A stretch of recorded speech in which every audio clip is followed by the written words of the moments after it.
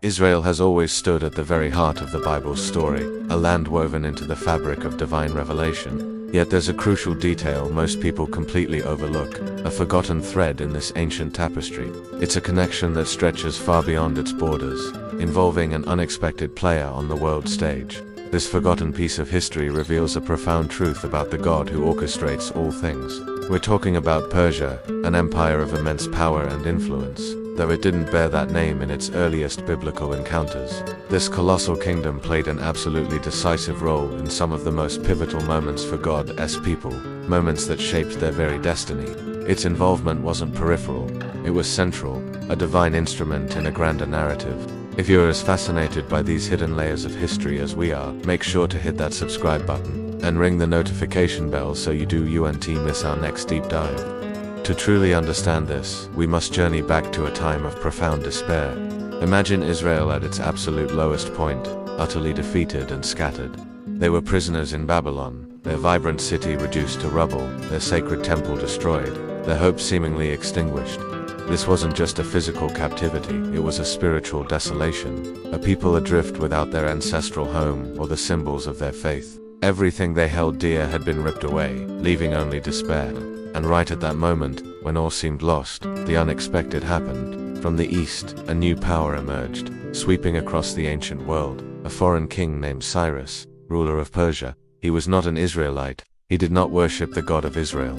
He was a pagan king, a conqueror, driven by his own ambitions. Yet, the Bible bestows upon him an astonishing title, the Lord's Anointed. The Lord's Anointed, that sounds incredibly strange, doesn't it? How could the God of Israel choose a pagan king, a man outside the covenant, to fulfill his sacred plan? It defied all human logic, all conventional understanding of how God would work. But that is precisely the profound mystery and power of God's sovereignty. He uses whom he wills, in ways we often cannot fathom.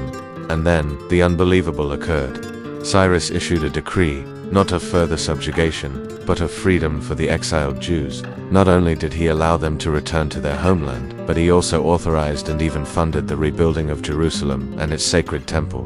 This was an act of unprecedented generosity and divine intervention, a complete reversal of their fortunes. Picture the scene. After years, even decades, of captivity, the people finally hear the news that they can return home. Imagine the tears, the shouts of joy, the cautious hope blossoming in their hearts. This wasn't a prophet of Israel who opened this door. It wasn't an army of their own people. It was a foreign king, a powerful Gentile ruler, chosen by God as the key piece in his greater plan. This, my friends, is the turning point, a profound lesson for all of us. Because if God used Cyrus, a man completely outside the covenant, a pagan king, to bless Israel and fulfill his promises, then he can use any circumstance, even the most unlikely, to work in our lives. What looked like total defeat became a moment of miraculous restoration, and it all happened through someone no one would have expected. This demonstrates God's incredible capacity to use the unexpected to achieve his purposes. And here comes the truly shocking part of this historical saga. The very same land of ancient Persia, which once extended a hand of help and restoration to Israel, is today modern Iran. From a pivotal ally and nation divinely appointed to aid God's people, it has transformed into one of Israel's fiercest opponents on the world stage. How could such a dramatic shift occur over millennia? This isn't just a political change. It's a profound historical reversal. From the one who helped restore the city of Jerusalem and its temple, to the one who now openly threatens its destruction. History may indeed turn in circles, presenting us with startling contradictions and unexpected turns. But amidst these shifts, one fundamental truth remains unshakable, a constant anchor in the currents of time. That unshakable truth is this: God's plan never fails. Despite the rise and fall of empires, the changing allegiances of nations, and the shifting sands of human politics, the divine blueprint for history remains intact. His purposes will always prevail, even when human events seem utterly chaotic or contradictory to our understanding. This story isn't just about ancient politics or the power struggles between kings and empires. It delves into something far deeper, far more significant. It's about a God who actively rules over history itself, not as a distant observer, but as the ultimate orchestrator of every event, every rise, and every fall. He is the one who raises up and brings down kingdoms, not arbitrarily, but always in order to keep his word and fulfill his eternal promises. Israel and Iran are like two complex characters in a sprawling, multi-season series. In one season, they walk together, their fates intertwined in cooperation and mutual benefit. In the next, they emerge as mortal enemies, locked in a struggle that grips the headlines. Their relationship is a testament to the ever-changing dynamics of human history. But let us be clear, this isn't just some captivating TV drama or a fictional narrative crafted for entertainment. This is real history, unfolding across millennia, with real consequences and real people. And crucially, it is history written by the author of eternity, whose narrative arc always bends towards his ultimate purpose. The story of Israel and Persia, now Iran, serves as a powerful reminder that even in the darkest valleys or the most perplexing geopolitical landscapes, God's unseen hand is always at work. He is sovereign over kings and nations, over alliances and enmities, meticulously weaving every thread into his grand design.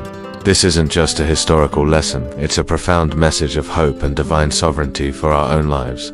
If God can use a pagan king like Cyrus to restore his people, he can certainly use any situation, any challenge, any person even, those we least expect to accomplish his will in our personal journeys. So, as we look at the complex world around us, with its conflicts and uncertainties, remember the story of Cyrus and Persia. Remember that the author of eternity is still writing, still orchestrating, still working all things according to his perfect plan.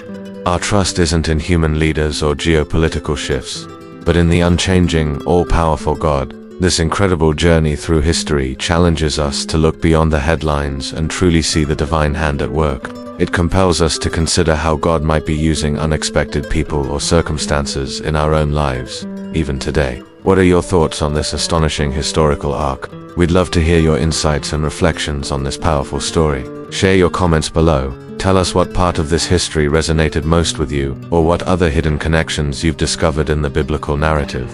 Your engagement helps us continue to explore these fascinating topics. Thank you for watching, and we'll see you in the next video.